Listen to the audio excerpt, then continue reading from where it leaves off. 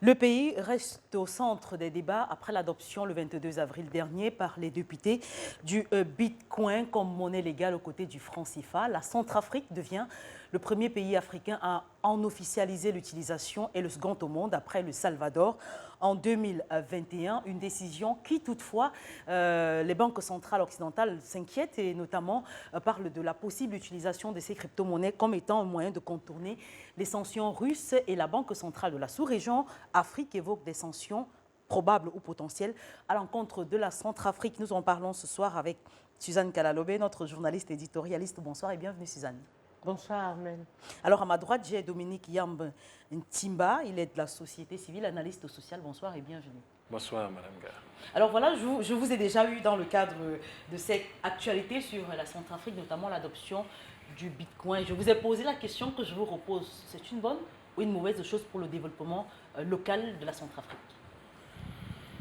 Écoutez, il n'y a pas de réponse arrêtée sur cette question, parce que tout dépend de la manière dont tout cela sera implémenté par la République centrafricaine et de la manière dont les différents acteurs économiques et politiques vont adhérer ou pas à cette nouvelle disposition.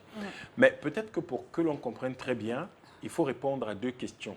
Ça permet au moins de creuser et de bien comprendre ce qui se passe.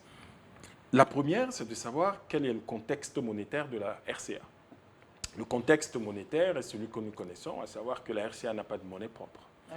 La RCA utilise quelque chose qui, techniquement, n'est pas une monnaie et qui appartient à la France. Vous vous souvenez du débat sur l'écho, lorsque le Sénat français a clairement rappelé que le franc CFA était une propriété intellectuelle de la France et que, répondant ici à Idriss Déby, qui était monté au créneau à l'époque pour dire que le franc CFA est désormais une monnaie africaine et que les Africains pouvaient en disposer comme ils veulent. Et la réponse était venue clairement pour dire attention, c'est une propriété de la France, ce n'est pas du tout une propriété africaine. Donc, vous avez un pays qui n'a pas de monnaie, qui utilise par procuration une facilité de paiement, parce que le franc CFA, au niveau mondial, ça n'a pas de statut de monnaie. Donc, qui utilise une facilité de paiement interne, qui a plus, sur le plan technique de la gestion monétaire, plus le statut de monnaie binaire pour l'euro. Et donc, ce n'est pas une monnaie qui permet à la Centrafrique de se déployer, d'avoir si vous voulez, un déploiement international convenable, comme n'importe quel pays, comme on prendrait les plus petits comme le Bhoutan ou la Gambie, ou jusqu'aux plus grands comme la Chine ou les États-Unis. Le deuxième, disons, à partir de là, on peut comprendre le deuxième élément qu'il faut quand même, la deuxième question, mais que vise la Centrafrique, tout au moins immédiatement? À l'immédiat, le sentiment qu'on a, c'est que le gouvernement centrafricain actuel veut régler deux problèmes. Le premier, c'est de s'émanciper de la tutelle française, parce que le franc CFA est une propriété de la France, donc on cherche à s'en émanciper. Et les relations étroites avec la Russie font qu'il est tout à fait compréhensible que l'on comprenne le désir d'émancipation de la RCA. Et dans le même mouvement d'émancipation, eh bien, la République centrafricaine règle un problème extrêmement important pour la plupart des États qui utilisent le franc CFA et le franc comorien. C'est que 50% officiellement de leurs recettes d'exportation sont détenues par la Banque de France, sont détenues par le Trésor français dans le compte d'opération, ce qui est quelque chose de scabreux, mais qui se fait quand même depuis 1945. On est parti de 100%, en 73, 65%, et depuis 2010, 50%. Mais réellement, la France retient entre 70 et 85% en fonction des relations qu'elle entretient avec certains pays. Et donc, du coup, les États africains n'ont pas grand-chose pour se déployer.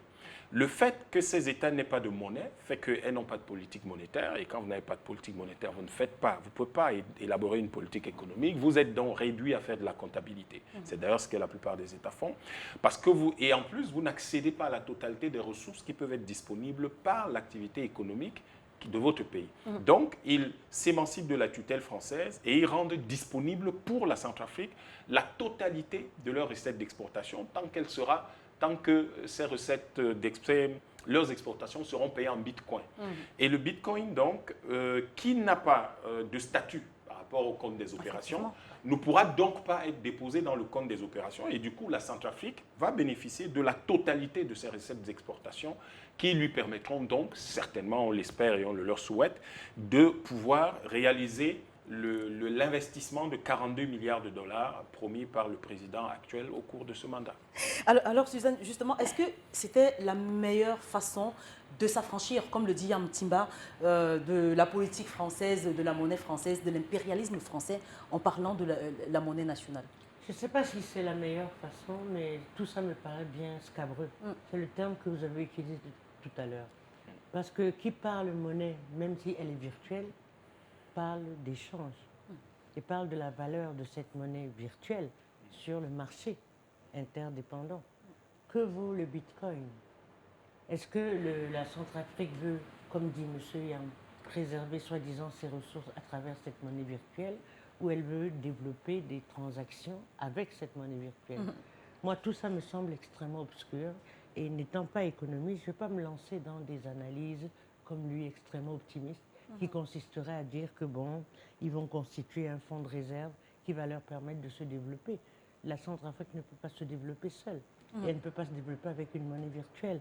Et à mon avis, l'enjeu, ça c'est mon point de vue aujourd'hui, la discussion, ce n'est pas le franc CFA. Ce n'est pas entrer ou sortir du franc CFA. La discussion, c'est est-ce qu'on a des systèmes économiques en squelette suffisamment solides pour avoir une monnaie, quelle qu'elle soit, forte. Et c'est ça la vraie discussion. Et je pense que la RCA prend le problème un peu à l'envers, et de façon essentiellement idéologique, mais pas technique. Donc bon, mais je n'irai pas au-delà de ça parce que je ne sais pas. Alors, Yam Timba, quel est l'intérêt d'une pareille reconnaissance pour un pays, vous l'avez dit d'ailleurs en voie de développement aujourd'hui, la Centrafrique, avec des années de guerre depuis les années 90-2000, continue de vivre la guerre civile. Quel est donc l'intérêt d'une pareille reconnaissance? Est-ce que la Centrafrique dispose des moyens nécessaires pour contrôler une monnaie qui déjà ne peut pas être contrôlée? J'aime votre question parce qu'elle me permet de préciser deux ou trois choses. J'apprécie le fait que Mme Kalalove dise ces aspects techniques, ce n'est pas son affaire. Donc, je vais essayer de les préciser pour que tout le monde comprenne bien. Ce n'est pas une question d'optimisme ou de pessimisme, c'est une simple question de fait. La première chose, c'est qu'il n'y a pas de constitution d'un fonds de réserve. Ce n'est pas tout à fait dans ce sens que ça va. Ça va dans le sens de dire, nous avons une monnaie électronique, parce que c'est ça le Bitcoin. Nous avons une monnaie électronique qui a une valeur, qui fluctue avec d'autres monnaies et par rapport aux monnaies traditionnelles. Aujourd'hui, cette monnaie, elle existe, elle fonctionne, elle est basée sur une nouvelle technologie. C'est des technologies apparues au début des années 2000 avec l'exploitation technique des connaissances qui ont été développées au cours des décennies précédentes, et le Bitcoin existe depuis 2008. Alors, cette monnaie virtuelle, aujourd'hui, elle est particulièrement appréciée du fait de deux choses extrêmement importantes. D'abord, elle est fiable. Plus fiable que la plupart des monnaies traditionnelles parce qu'elle est basée sur une technologie qui est incassable, comme on dit en informatique. C'est-à-dire que vous ne pouvez pas la violer. En tout cas, au jour d'aujourd'hui, il n'est prouvé nulle part que quelqu'un a pu craquer la blockchain. Et donc, elle est fiable. Et puis, la deuxième chose qui est extrêmement importante, elle est traçable. Donc, je rassure tous ceux qui pensent que le fait de légaliser le Bitcoin ferait perdre des impôts à la Centrafrique. J'ai entendu effectivement beaucoup d'opposants, Martin Ziguele, Dolo Guelleh, tout ça là, dire ce genre de choses. Mais non, j'étais très surpris quand c'est Dolo Guelleh qui l'a dit. Il a quand même président de la BDEAC, donc j'imaginais que sur le plan des questions financières, il faudrait quand même l'une des grandes autorités aujourd'hui. Oui, et c'est pour ça qu'il faut, ce serait bien, en fait, ce serait bien de quelquefois sur des sujets aussi techniques, s'en tenir aux aspects techniques. Et ce monsieur a été président de la BDEAC. On peut supposer qu'en Centrafrique, quand on veut parler de questions financières, c'est quand même l'une des grandes autorités. Donc, ce qui va se passer, c'est que la Centrafrique, désormais, peut demander à tous ses clients de la payer en Bitcoin. Et en la payant en Bitcoin, elle va disposer de la totalité de ses revenus d'exportation. Ce qui fait qu'elle n'est pas obligée de constituer des réserves dans le compte des opérations au Trésor français. Il faut rappeler que cet argent qui est déposé dans le Trésor français est utilisé par le gouvernement français pour ses propres besoins. Pendant ce temps, les pays qui déposent cet argent, même quand ils veulent y accéder, doivent encore l'emprunter avec des taux d'intérêt. Ce qui est quand même curieux, vous empruntez vos propres réserves avec des taux d'intérêt que vous payez là-dessus. Donc la Centrafrique, le principe du Bitcoin, c'est que personne ne contrôle cette monnaie. Personne n'est propriétaire de cette monnaie. Le fait que personne n'en soit propriétaire, sur le principe, veut dire que la Centrafrique, mais compte tenu des deux éléments dont je vous ai parlé, la fiabilité et la traçabilité, la Centrafrique, au moins l'État, va donc disposer totalement de ses avoirs. Parce qu'il n'y aura pas une partie, le Trésor français n'est pas habilité à recevoir ça. De toute manière, dans les accords monétaires qui existent, cette disposition n'existe pas. Donc la Centrafrique exploite une évolution technologique qui lui permet d'échapper, si vous voulez, aux griffes de la France. Et je pense que ça m'amène à répondre à une question sérieuse qui se pose à tous nos pays qui utilisent le franc CFA et le franc comorien. Les pays qui ont leur monnaie aujourd'hui n'ont pas attendu d'être devenus des pays puissants pour avoir leur monnaie. Je rappelle aux gens que la Corée du Sud, qui est l'un des pays les plus développés au monde, sa monnaie est plus faible que le franc CFA. Ça, le won, mais les gens ne le savent peut-être pas, mais c'est une monnaie plus faible. La monnaie de l'Iran, qui est un pays très développé, est plus faible que le franc CFA. Donc, ça n'a rien à voir avec le fait que la monnaie va chuter ou va être ceci, ou que vous devez être d'abord riche. Le Bhoutan, c'est le Bhoutan, madame. L'économie du Bhoutan, c'est quoi par rapport à l'économie du Cameroun? La Gambie a sa monnaie, le Honduras a sa monnaie, même le Lesotho a sa monnaie. Donc, ça n'a rien à voir. La monnaie, sur le plan technique, ce n'est pas d'abord une question économique. La monnaie est d'abord une question politique. Elle est l'un des trois éléments du triangle de souveraineté qui est constitué de la monnaie, de la justice et de l'armée. Donc, quand vous avez ces trois éléments, vous pouvez être sûr de jouir de votre souveraineté. Ça, c'est le b.a.-ba en sciences politiques. Et sur le plan, la monnaie devient une question économique quand il s'agit de sa gestion. Parce que la politique ne gère pas. Donc, c'est en fait l'économie donc maintenant qui va gérer, parce que c'est la monnaie qui, en tant qu'étalon de valeur, de mesure, d'unité de change, de transaction, etc., va donc, c'est au niveau de sa gestion. Donc, nous n'avons pas besoin d'attendre d'être une grosse économie, on ne le sera jamais, puisque à cause du franc CFA, on est une colonie et qu'on n'arrive pas à avoir de politique économique.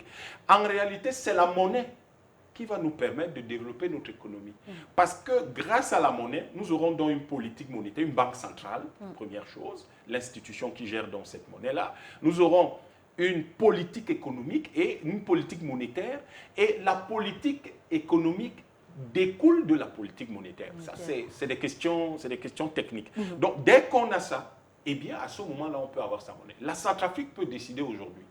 Et ça, c'est un élément intéressant, c'est que le Bitcoin n'est pas la monnaie de quelqu'un. Personne n'en est propriétaire. Vous l'utilisez dans la mesure de vos propres objectifs et en fonction de vos atouts, en réalité. Et donc, la Centrafrique se dote là d'un instrument qui n'est pas l'aboutissement en matière en matière monétaire, parce que ce serait bien peut-être d'avoir sa propre monnaie, mais la Centrafrique est sur une lancée stratégique.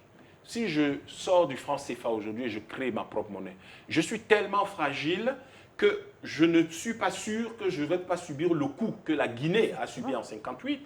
Je ne suis pas sûr que je ne vais pas subir le coup que même la Banque d'Angleterre a subi en 1992 avec George Soros, sous les coups de la spéculation de George Soros. Et en 1958, c'est la France qui a inondé la Guinée avec la fausse monnaie. Donc, je ne suis pas sûr d'être capable de me protéger de tout cela. Et donc, je vais choisir quelque chose que ces gens-là ne contrôlent pas non plus. Le Bitcoin est la solution, au moins sur le plan contextuel, de ce qui est la seule chose qui échappe véritablement au contrôle des États occidentaux et particulièrement de la France. Ok, justement, Suzanne, le FMI a dénoncé par cette décision d'adopter officiellement le Bitcoin comme étant une monnaie officielle aux côtés du franc CFA, une initiative qui risque de nuire à la stabilité financière, l'intégrité et la protection des consommateurs.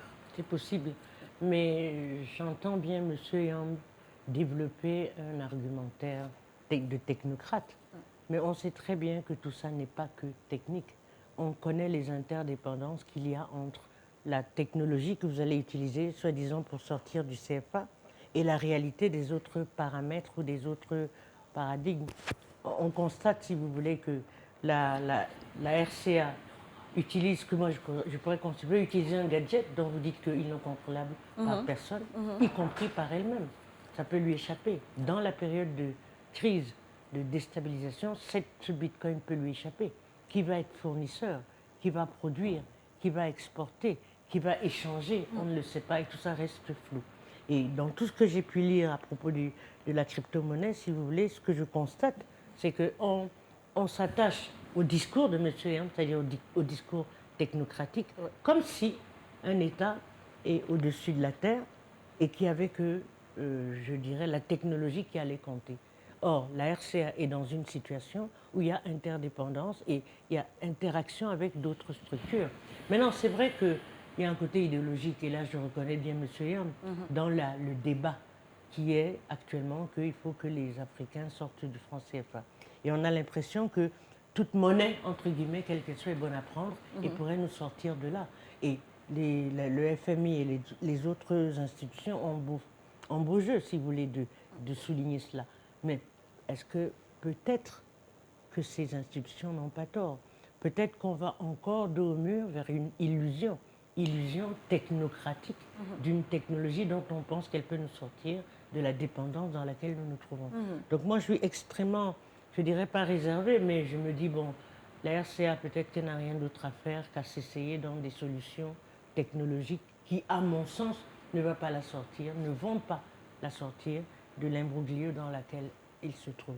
Alors, Yam Gourna Zako, qui est le ministre centrafricain de l'économie et du numérique, il parlait de cette monnaie comme étant une monnaie qui va faciliter les transferts, qui va faciliter l'économie locale, qui va faciliter... Est-ce que, je vous pose une autre question, est-ce que le FMI qui condamne tout comme les banques centrales européennes et la Banque africaine de développement, on a également la BEAC qui parle de potentielles sanctions, est-ce que ces organisations sont habilitées à sanctionner la Centrafrique ou a décidé de mettre le pays hors du franc CFA? Commençons par le plus immédiat, la BEAC. À quel titre? Est-ce que c'est elle qui... c'est pas elle qui gère ou qui émet le bitcoin? Donc ça ne la concerne pas. Je ne comprends pas très bien ce que la BEAC vient chercher là. On crée des commissions. Oui, puisque la Centrafrique appartient je pense que les gens, je crois que les gens qui n'ont rien à faire et qui s'ennuient un peu dans leur bureau, c'est le cadre de la BEAC. Parce que vous vous occupez de quelque chose qui ne vous concerne pas. Dans aucun papier, aucun texte de la BEAC, on ne trouve le mot bitcoin. Et on ne voit nulle part où il est interdit d'utiliser les monnaies virtuelles, les monnaies électroniques. Ce n'est dit nulle part. Donc à partir de là, ça vous concerne en quoi? Rien du tout. Maintenant, je comprends qu'ils défendent leur macabo. Et donc, dans la défense de ce macabo-là, ils vont dire oui, mais ce qui se passe, parce qu'évidemment, c'est leur parrain, la France, qui est courroucée. Et comme le parrain est courroucé, il dit, mais je vais avoir eu un manque à gagner là, une petite perte là. La Centrafrique, ce n'est pas très grand-chose, mais c'est quand même quelque chose. Je vais quand même avoir quelque chose, une petite perte là, donc assurez-vous que je ne l'ai pas. Donc, comme leur a donné l'injonction de s'assurer qu'il ne va pas y avoir cette perte-là, donc il y a une levée de bouclier, on crée des commissions, alors que notre argent devrait servir à autre chose que des commissions bidons qui n'ont aucun intérêt, puisque le bitcoin ne fait pas partie du territoire de la BEAC. Donc, à partir du moment où le bitcoin fait partie de votre territoire, vous levez et vous en parlez pourquoi. Maintenant, on peut comprendre fort bien qu'il y a eu là un déclic. Il y a quelque chose qui se passe, c'est que les gens qui gèrent la facilité de paiement qui circule ici, qui s'appelle le franc CFA, se rendent compte qu'il peut y avoir des... Je n'appelle pas ça des alternatives, puisque la Centrafrique n'est pas sortie du franc CFA. Mais ils se rendent compte qu'il y a d'autres options qui existent et qui pourraient donc permettre que les pays qui ont à cœur de régler la question politique de la monnaie peuvent prendre des initiatives qui vont leur permettre de peut-être pas régler cette question, mais au moins d'échapper à, si vous voulez, aux entraves de la domination culturelle néocoloniale française actuelle et de pouvoir donc mieux construire leur pays. Il est clair et évident. La Centrafrique, c'est justement parce qu'elle est dans un environnement dont la lecture a été faite qu'elle a pu prendre cette décision. Je crois que c'était une lecture absolument mature, sérieuse, pertinente, qui les a amenés à se demander au nom de quoi un pays comme le nôtre, qui héberge une armée d'occupation qu'on appelle la MINUSCA, qui a, dont le budget est équivalent, il y a encore 2 ans, était équivalent à 2 fois le budget de la Centrafrique. Comment on peut avoir une armée dans votre pays dont le budget est 2 fois supérieur au vôtre, qui équivaut à 2 fois votre propre budget national? C'est quand même grave, ça. Et puis, aujourd'hui, c'est quand même une armée d'occupation dont le budget équivaut légèrement supérieur à celui au budget national de la Centrafrique, dont leur budget est autour de 300 milliards de francs CFA, celui de la Centrafrique, 291 milliards. Je crois qu'il y a là un problème sérieux parce que le lien de la monnaie et l'armée, je vous l'ai donné, c'est la triptyque de la souveraineté.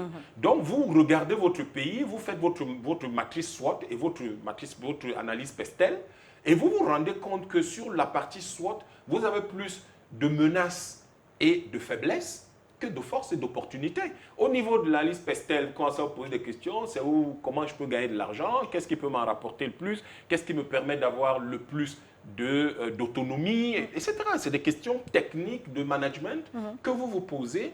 Et lorsque vous avez fini de vous poser ces questions et que vous apportez des réponses objectives, fiables, vraiment sans complaisance avec vous-même, vous arrivez à la question vous arrivez simplement à la position qui est que ces gars-là, ils sont chez nous, en fait, c'est eux qui bouffent notre valeur ajoutée. Parce que le PIB, c'est quoi, madame? Le PIB, c'est la valeur ajoutée. Ça veut dire que c'est votre sueur.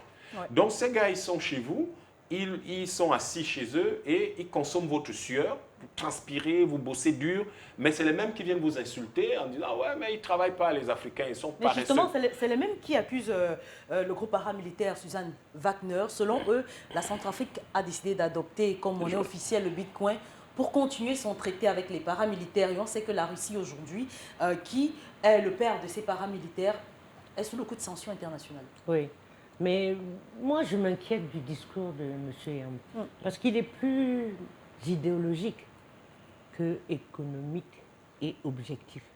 Parce qu'en fait, pour lui, ce qu'il voit dans le Bitcoin, c'est la possibilité pour un pays de sortir des griffes du CFA. Mais au-delà de ça, il ne voit pas ce que c'est comme conséquence de la conséquence qu'a la dématérialisation au niveau de l'économie et le caractère virtuel et toutes les spéculations possibles, et aussi comment est-ce que des oligarques peuvent se greffer autour de cette manière de produire la monnaie. Parce que justement, vous dites qu'il y a traçabilité, c'est vrai, absolument, mais elle est virtuelle. Tout cela est virtuel. Tout cela n'est pas pratique. Tout cela n'est pas pratique. Et ce que vous en sortez, c'est simplement, vous allez sortir des comptes écrits, d'accord? Et la production, si vous voulez, de la valeur, on ne sait pas ce que ça va donner. Moi c'est ça qui me dérange. Non, mais au-delà du fait de dire on va sortir du franc CFA, on va devenir souverain, ce que je vois, c'est que la RCA poursuit une chimère. Et cette chimère, c'est quoi? C'est l'illusion selon laquelle, en entrant dans un système virtuel de monétarisation, elle pourra s'échapper des griffes de ceux dont elle pense qu'ils ravagent leurs ressources. Or, je pense que Wagner, ce n'est pas un groupe sain du tout. Je pense que la Russie, ce n'est pas des gens qui veulent nécessairement l'évolution de la RCA, mais que de façon opportune, ils se retrouvent là à un moment X où il y a une sorte de désespoir de certains peuples africains qui cherchent des solutions et s'accrochent, pas au serpent, mais à mon sens, à n'importe quoi. Alors, Yam, je vous entends répondre à une question. Pourtant, le FMI et les banques centrales européennes parlent d'une intraçabilité et d'un non-contrôle justement sur ces bitcoins, sauf que vous semblez avoir le contraire de ce qui se dit. Soit on sait ce que c'est que la monnaie virtuelle, la crypto-monnaie, soit on ne le sait pas. Voilà. Soit, et je crois que c'est ça, c'est ce que fait ou c'est ce que font les banques centrales européennes et le FMI, soit on fait on fait une fuite en avant. C'est une technologie connue. Je vous dis que le Bitcoin, ça date de 2008. Donc, ce ne sont pas des choses sur lesquelles aujourd'hui on spécule, on ne sait pas, on hésite. Non, on sait ce que c'est. Il y a des gens qui utilisent ça au quotidien. Le Salvador, en 2021, une partie du Nigeria depuis bientôt 4 ans. Et puis, je vais préciser que la façon dont le Salvador utilise le Bitcoin... Quel bilan?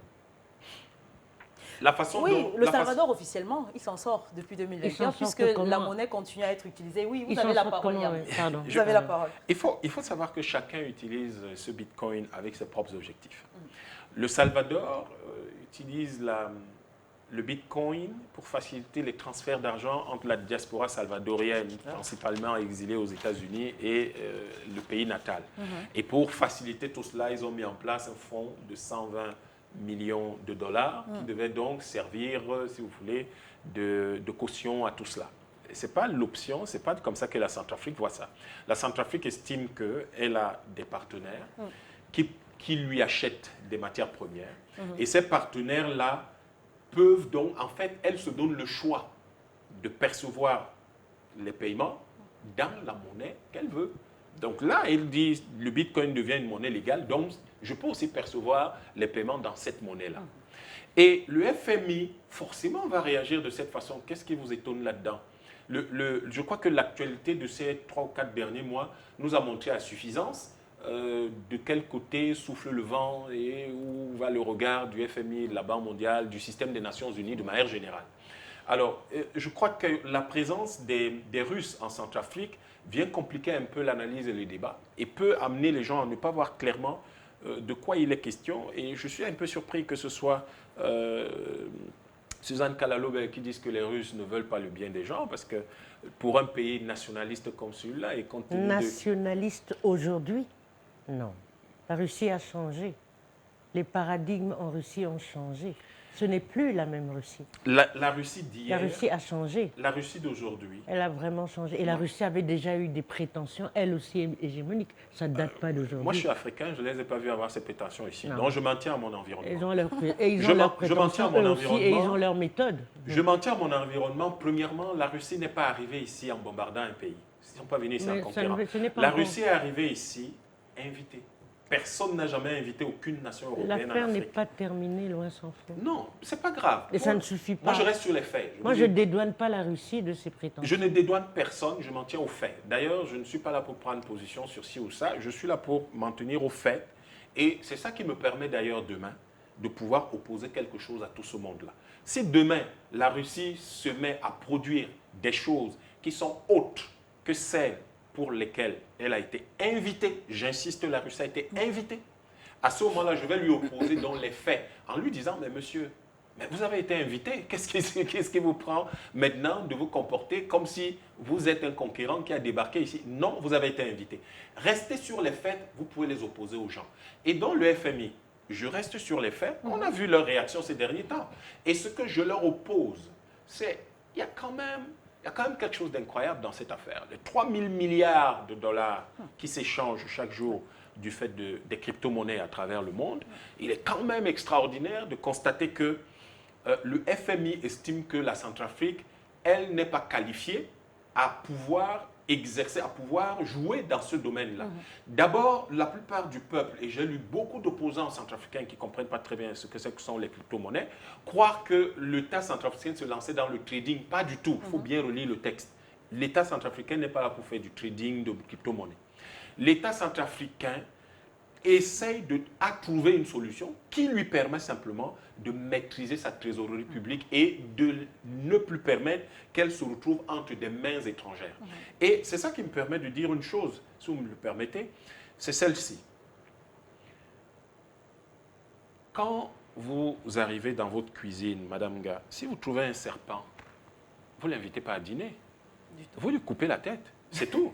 Ce qui se passe aujourd'hui, et ce discours doit être entendu par tout le monde, nous ne sommes pas à une période de complaisance où on va penser qu'il faut critiquer absolument la Russie. La Russie n'est jamais venue conquérir aucun pays en Afrique. Où on pense que les Occidentaux ont le bon droit pour eux. Ces gens-là, quand on parle de chez nous, la première réaction, ça devait être de dire non à tout ce qu'ils nous présentent, à tout ce qu'ils disent. C'est-à-dire que de manière systématique, tout ce que dit un occidental, les Africains doivent d'abord le suspecter. Pourquoi? Mais ils doivent d'abord le suspecter parce que nous sommes à Douala ici. Mais je suis en train de vivre dans un pays où on a fait 3-4 millions de morts pour l'indépendance de ce pays. Pourquoi vous voulez que des gens qui ont tué autant de monde, que je leur accorde le moins de crédit? Deuxième chose, nous parlons de la Centrafrique. Mais dans un pays où les gens, depuis l'indépendance de la Centrafrique, n'ont fait que faire succéder un coup d'État à un autre. Et nous avons vu les vidéos de ce qu'ils ont été capables de faire ces derniers temps en Centrafrique. Pourquoi vous voulez que je leur accorde le moins de crédit? Je leur accorde aucun crédit. Tout ce qu'ils disent, Mme Kalalobe, je le suspecte. Je n'ai pas dit que ces gens-là c'est le diable. Non, en mais tout cas, ça, c'est- non, laissez-moi finir. Je les Ouais, quelques suspecte. secondes, s'il vous plaît. Je vais les suspecter pour une raison toute simple.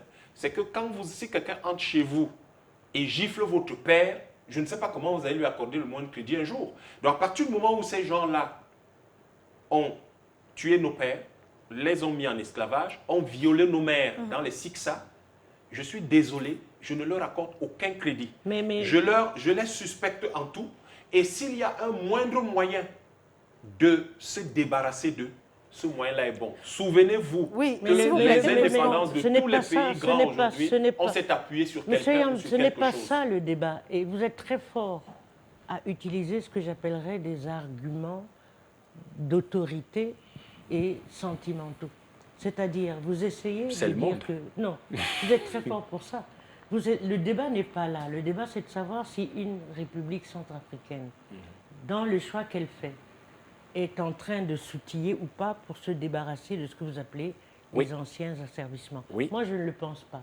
Parce que je pense que le monde est tellement interdépendant qu'il n'y a personne qui soit propre et personne qui soit dans la saleté absolue. Est-ce que vous avez des Je ne arguments pense pas- techniques pour ça? Je ne pense pas que les Russes soient des saints, Ouais. loin s'en faut. Et je ne pense pas que la Russie d'aujourd'hui, c'est la Russie de Lénine ou du temps de Staline. Staline. Je pense qu'il y a eu un empire soviétique qui s'est constitué, et il s'est constitué sur la même base que d'autres empires. Je pense que la situation de crise dans le monde donne la possibilité à cet empire soviétique de pénétrer le continent, même s'il a été invité d'une certaine façon. Et justement, je reste avec vous, puisque Yam Timba parlait de l'opposition, de Logele, Ziguele, il en parlait il y a quelques secondes. Alors, l'opposition qui est totalement en désaccord avec cette décision qui a été prise au niveau de la Chambre basse. Il parle de blanchiment, de fraude fiscale et d'escroquerie. Est-ce que l'opposition peut quand même avoir ses réserves sur l'adoption de cette monnaie virtuelle par l'État? L'opposition est comme moi, je suis réservée. Toutes les fois où on utilise ce que j'appellerais des monnaies ou les systèmes virtuels pour essayer de construire, lui il appelle ça une économie, un système monétaire.